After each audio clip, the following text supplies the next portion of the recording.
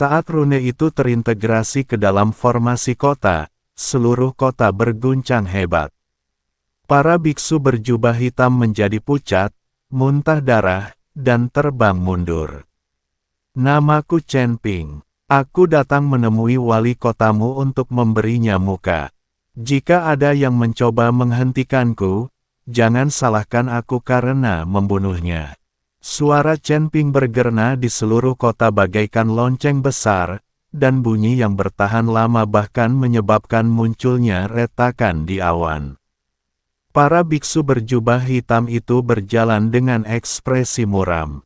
Ketika Chen Ping dan rekan-rekannya melewati kota terakhir, atap rumah penguasa kota sudah terlihat. Gerbang merah tua itu perlahan terbuka, dan seorang pria parubaya mengenakan jubah ular piton emas berdiri dengan kedua tangan di belakang punggungnya. Itu adalah Jie Zong, penguasa kota Feihu. Dia melirik Chen Ping dan dua orang lainnya dan bertanya, "Siapa kalian bertiga? Mengapa aku tidak pernah melihat kalian di Rhino City?" Ketiganya melangkah masuk ke halaman, dan kemudian sebuah kepingan giok kuno terbang keluar dari lengan baju Chen Ping. "Tuan Kota Jie, tidak masalah siapa kami. Yang penting adalah kami dapat bernegosiasi dengan Anda atas nama Tuan Kota Niu." Jie Zong mengambil slip giok itu dan pupil matanya tiba-tiba mengecil. Suasana di pelataran langsung membeku, hanya angin sore yang meniup dedaunan yang gugur berputar-putar di antara mereka berdua. Jie Zong tentu saja mengenali kepingan giok ini, itu adalah simbol identitas Godfly. Dengan kepingan giok ini, dia dapat mewakili si Godfly dalam membuat janji apapun. Kalau begitu, mari kita bicara. Jie Zong mengembalikan slip giok itu kepada Chen Ping dan berkata, "Saya sedang berbicara dengan Anda. Bisakah Anda mengambil keputusan?" Chen Ping bertanya, "Omong kosong, saya wali kota Feihu. Kalau bukan saya yang bisa mengambil keputusan, siapa lagi yang bisa?"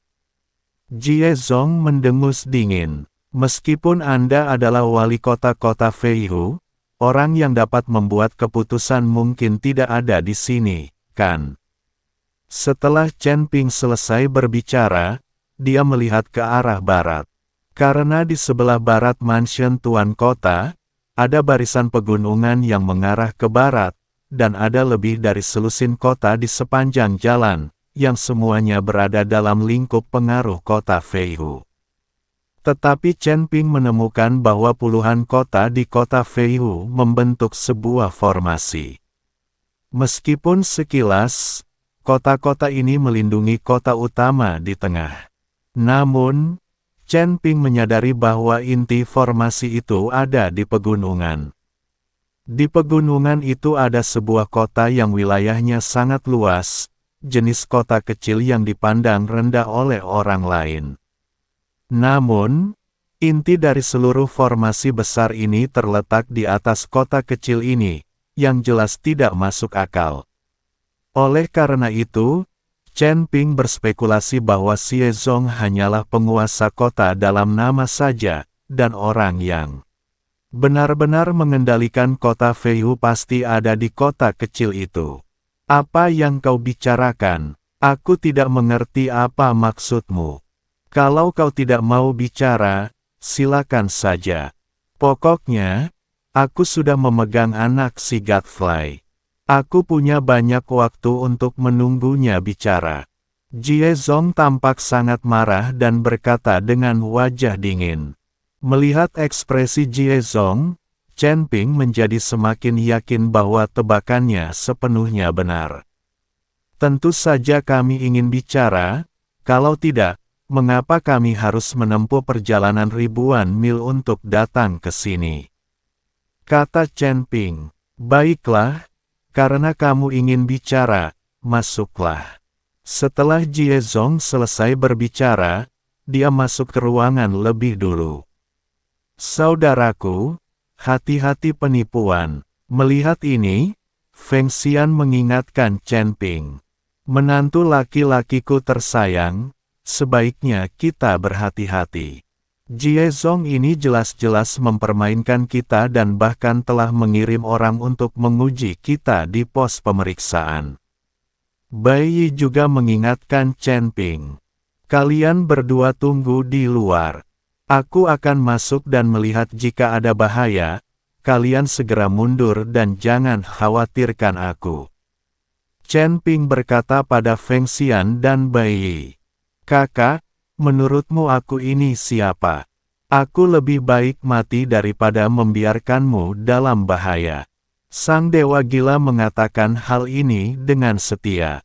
Bai Yi melotot ke arah Chen Ping dan berkata, menantu laki-lakiku tersayang, jika aku melarikan diri sendiri, bagaimana aku bisa menjelaskannya kepada putriku? Pergi saja dan bicara. Paling buruk, kita bertiga bisa bertarung bersama. Chen Ping mengangguk, lalu mengikuti Jie Zong ke dalam ruangan. Jika saja ada Jie Zong, Chen Ping tidak akan takut sama sekali. Dengan kekuatan Jie Zong, Chen Ping masih bisa menghadapinya. Silakan duduk. Setelah memasuki ruangan, Jie Zong meminta Chen Ping untuk duduk. Kemudian seseorang membawa teh, dan orang yang menyajikan teh adalah Li Tianbao, pemilik paviliun Tianbao di kota Badak. Pada saat ini, Li Tianbao telah memulihkan identitasnya dan menjadi tokoh inti di kota Velhu. Aku tidak menyangka Tuan Kota Niu akan mengirimmu ke sini. Li Tianbao berkata dengan sedikit terkejut ketika dia melihat Chen Ping. Siapapun yang datang, tetap saja sama saja, bukan? Chen Ping mengatakan ini dengan makna ganda. Setelah mendengar ini, Li Tianbao tersenyum tipis dan berkata, memang, jika Tuan Kota Niu datang, aku benar-benar tidak tahu bagaimana menghadapinya. Setiap orang melayani tuannya sendiri. Kamu tidak salah. Jika orang lain menculik Niu Ben, dia mungkin akan menderita. Setidaknya kamu tidak akan menderita, kata Chen Ping. Ketika Li Tianbao mendengar ini, ekspresi wajahnya berubah, dan akhirnya dia berbalik dan pergi. Niu Ben baik-baik saja denganku, kau bisa tenang saja. Yang kuinginkan hanyalah sumber daya dan wilayah. Mengenai nyawa Niu Ben, aku tidak tertarik. Setelah Li Tianbao pergi, Jie Zong berkata pada Chen Ping. Katakan padaku syaratmu, tanya Chen Ping. Tanah harta karun itu milik kota Feiyu kita. Kata Jie Zong. Tidak masalah. Chen Ping mengangguk dan setuju tanpa ragu-ragu. Tanah harta karun itu sekarang menjadi tempat mati, tidak ada harta karun yang tersisa. Tentu saja Chen Ping setuju. Melihat Chen Ping menyetujui begitu mudahnya, Jie Zong menjadi sedikit bingung. Tuan Kota Jie, Anda tidak perlu heran mengapa saya setuju begitu saja.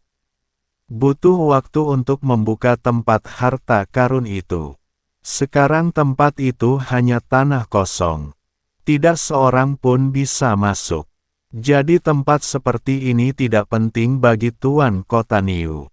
Chen Ping menjelaskan. Setelah mendengar ini, Jie Zong mengangguk dan berkata, itu benar, tapi aku tidak hanya menginginkan tanah harta karun ini.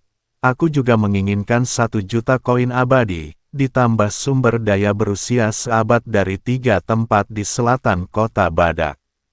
Baiklah, Chen Ping mengangguk. Jie Zong tercengang, bisakah kamu benar-benar membuat keputusan?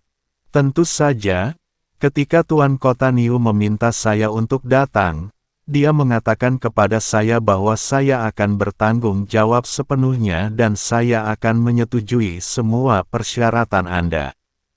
Kata Chen Ping, tahukah kamu berapa harga 1 juta koin abadi dan sumber daya berusia seabad di 3 tempat di selatan kota? Jie Zong bertanya pada Chen Ping dengan tidak percaya.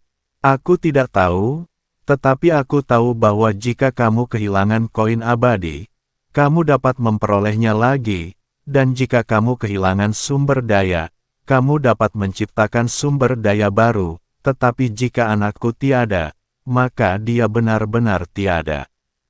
Chen Ping berkata dengan tenang. Xie Zong menatap Chen Ping dengan ekspresi bingung di wajahnya. Awalnya ia berpikir bahwa ia harus menawar dan sudah memikirkan harga terendah dalam benaknya. Bukankah negosiasi adalah tentang memberi dan menerima? Tetapi sekarang, Chen Ping menyetujuinya begitu mudahnya sehingga Xie Zong sedikit bingung, merasa bahwa Chen Ping tidak bermain sesuai aturan.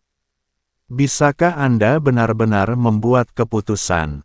Xie Zong bertanya lagi. Tentu saja, tetapi jika aku setuju dengan syaratmu, kau harus mengizinkanku bertemu Niu Ben. Jika aku tidak bisa bertemu dengannya, bukankah semua yang kita bicarakan akan sia-sia? Kata Chen Ping. Itu benar. Xie mengangguk, lalu bertepuk tangan pelan. Li Tianbao yang telah pergi, masuk bersama Niu Ben. Wajah Niu Ben tampak sangat jelek, dan dia jelas ketakutan. Ketika dia melihat Chen Ping, wajahnya penuh kebingungan. Niu Ben, jangan takut, aku di sini untuk membawamu pulang. Chen Ping melangkah maju, menepuk bahu Niu Ben dengan lembut dan berkata. Tepat ketika Chen Ping menepuk bahu Niu Ben, hembusan energi telah disuntikkan ke tubuh Niu Ben. Kakak Chen, apakah ayahku memintamu untuk datang? Niu Ben bertanya. Ya, kamu akan segera bisa pulang. Chen Ping mengangguk. Niu Ben akhirnya tersenyum dan terlihat jauh lebih santai. Pada saat ini, Xie Zong melambaikan tangannya dan meminta Li Tianbao untuk membawa Niu Ben pergi. Kemudian dia berkata kepada Chen Ping, kamu telah melihat orang itu, di mana sumber daya dan koin abadi yang saya butuhkan.